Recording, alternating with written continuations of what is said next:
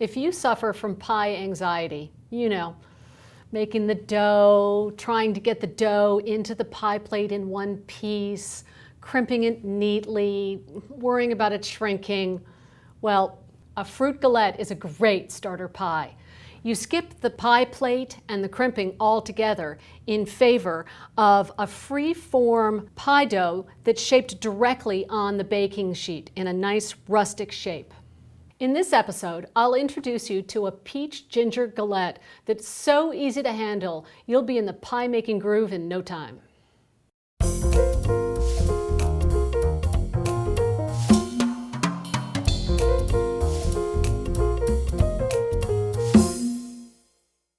A galette dough is very similar to a basic pie dough. All the ingredients will go into a food processor, all-purpose flour, granulated sugar, little salt, and for this galette, I like flavoring the dough.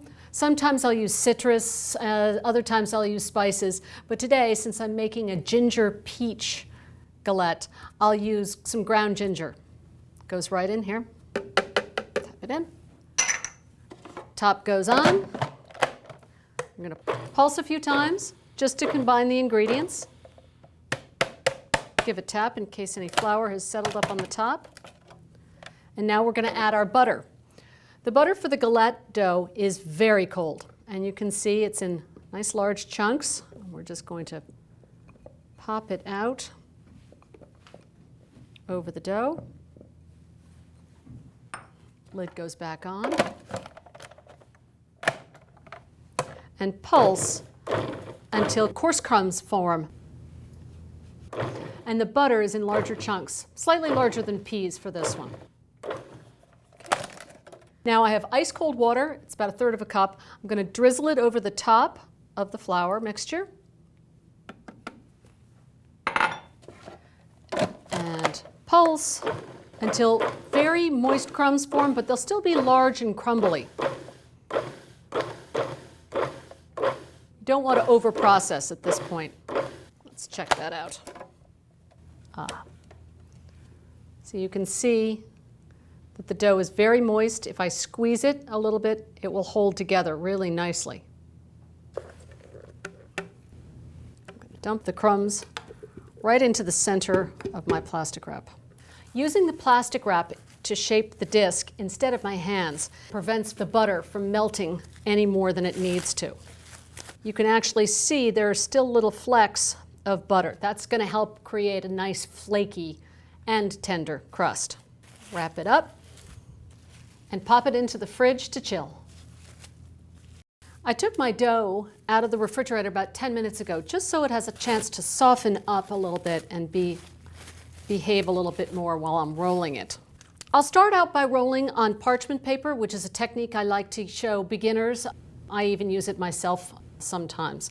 And I'll lightly dust the paper with flour. It's just a very thin coating. Dough in the center and give it a little dust. Place a second piece on top. The classic technique is just moving from the center out. And I'm turning a little bit. I don't get too precise in where the turn is.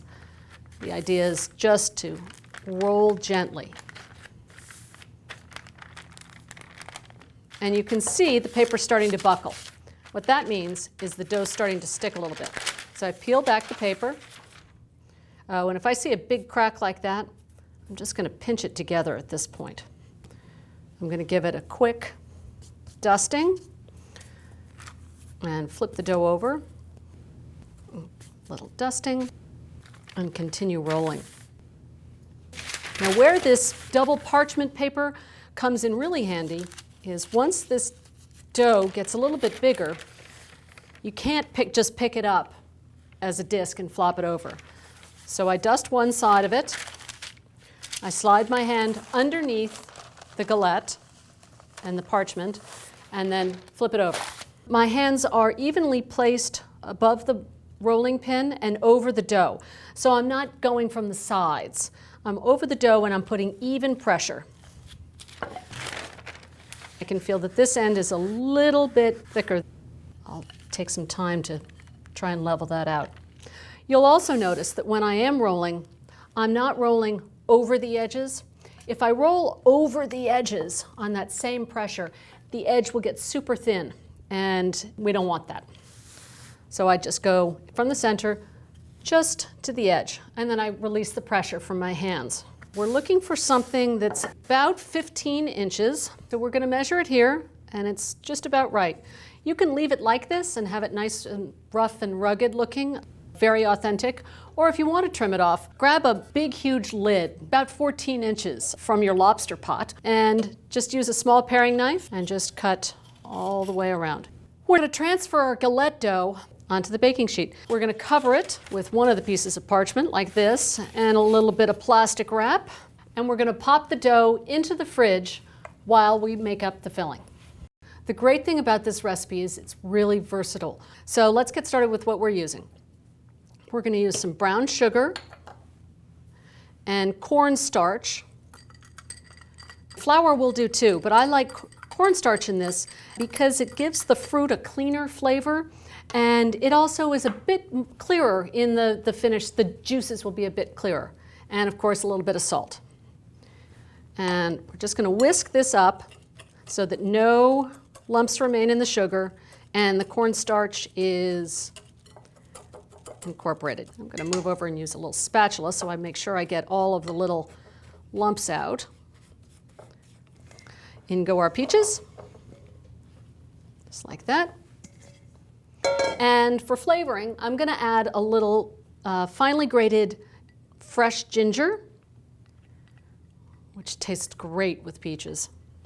And to balance out the flavors, I'm going to add a little bit of lemon juice. We'll really boost up the flavor.